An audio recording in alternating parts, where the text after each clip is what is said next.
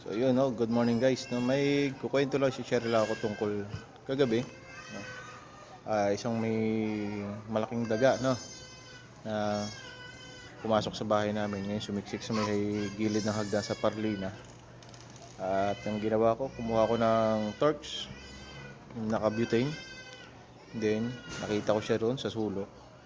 Sinunog ko siya. Inabot ko yung mga balahibo, sunog, tapos yung buntot. Hanggang sa nakatakbo. And then tumakbo sa kusina, lumabas sa may bintana namin sa kusina.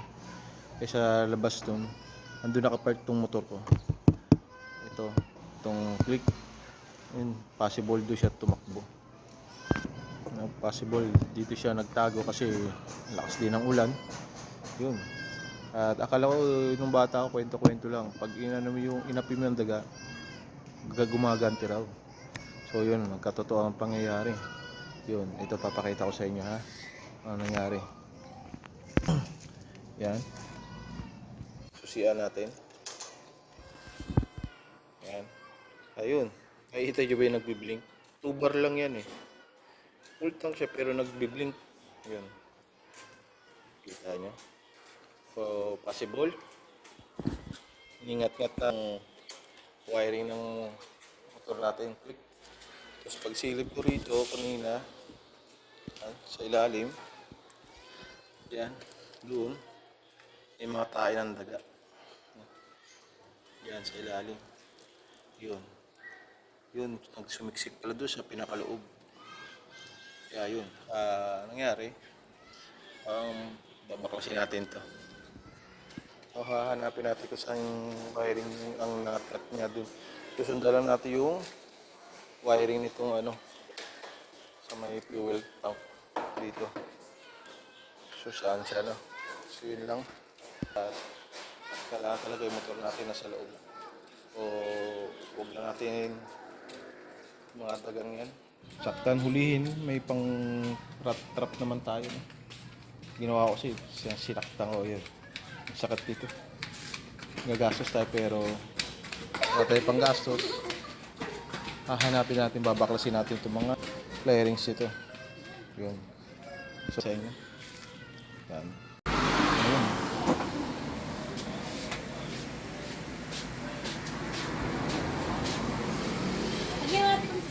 Fuel pump.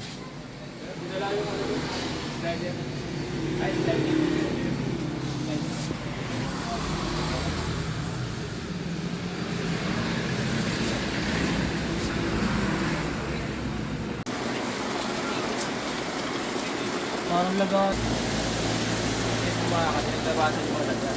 Try.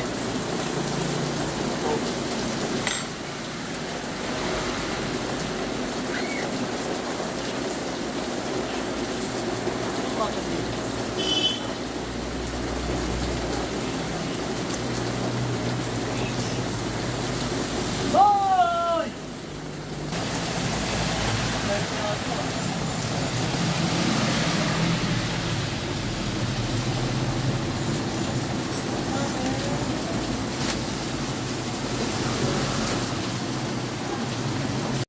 So yun, no? Good morning sa inyo lahat, no? Share ko lang, no? At yung ito nga, no? Kahapon nangakyat ng daga tong wiring.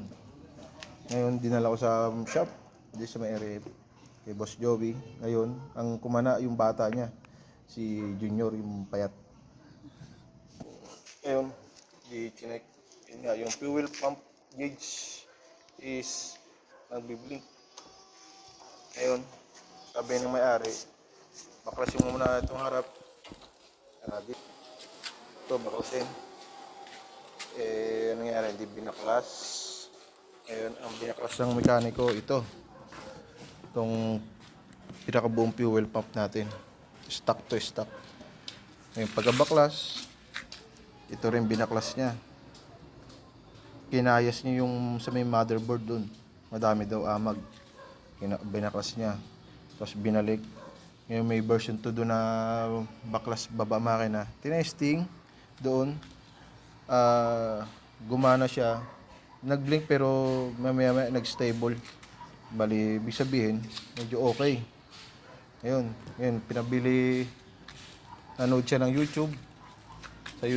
Sa YouTube siya bumase, no? Pinagbasihan niya, yun. Ito daw talagang sira. Tama, hindi daw magkakamali si YouTube. Pinagpilitan niya ito. Pero sabi ng may-ari, wiring mo na, tignan mo.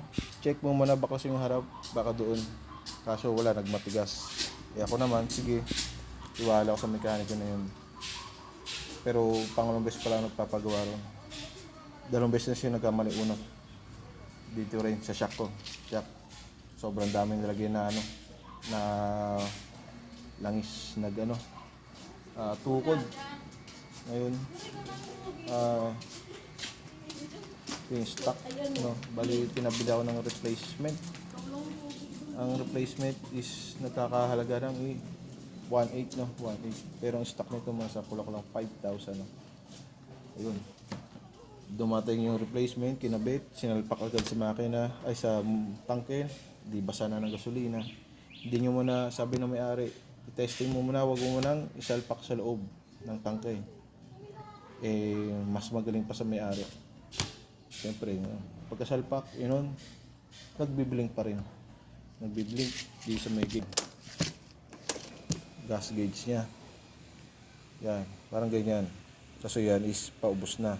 2 bar yan Yan, paubos na. Ngayon, sa kanya ngayon binuksan ang harap dito.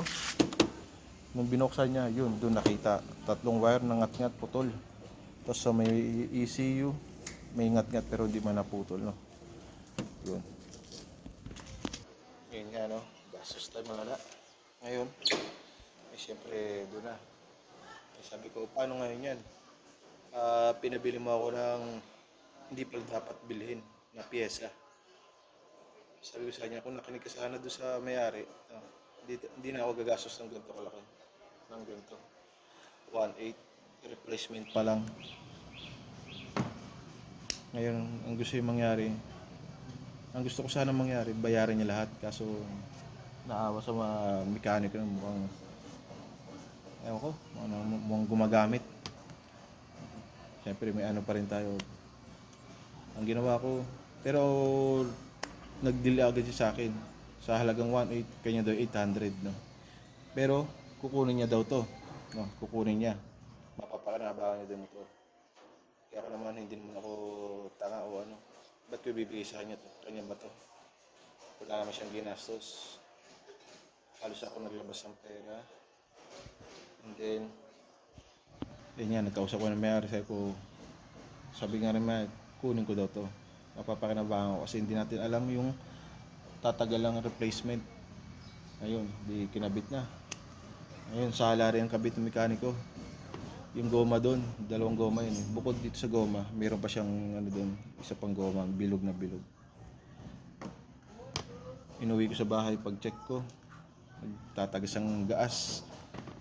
Yung gas niya talagang maapaw. Kahit na konti na lang. Binali ko, gumasos pa rin ako doon ng 200. Bali, pera ko kasi doon sa 2,000. Ngayon, sa 2,000, 1.8.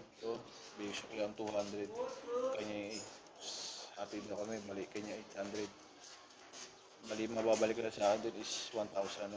1,000. Ngayon, 1,000. Tapos, bumalik din ako doon ko. Kasi may naiwan tools dito. Tools ng may-ari ng shop. Phillips screw.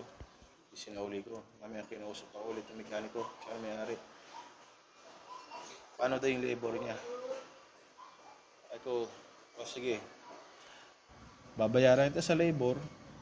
Pero, babayaran mo to ng 1.8. And then, bibili ka ng stock. Stock. Halos 5,000 yun. Kasi gusto yung mangyari, bayaran mo yung labor, kanya pa to. Ako, di naman pwede yun. Kung magmamatigas ka, sa barangay tayo mag-usap para magkaayos tayo. Hindi dito. Parang nagmamatigas pa, parang mo na ako ang mali. Pinagmatigasan mo na ito ang may sira. Nanood ko pa sa YouTube, sabi mo si paring YouTube. Sabi ng may-ari, marinig ko pagulong. Diskarte mo yan. Bahala ka dyan kung saan ang mangyari, abonohan mo yan. Kasi nga nangyari, abono. Mag-aabono siya ngayon. Diba? Sundo kami. Kala mo pag matigas ang pad, sa barangay sana kami magpapang ano, usap-usap. Ginawa niya ng experiment tong ano, stock. Ito dito, binaklas niya yun.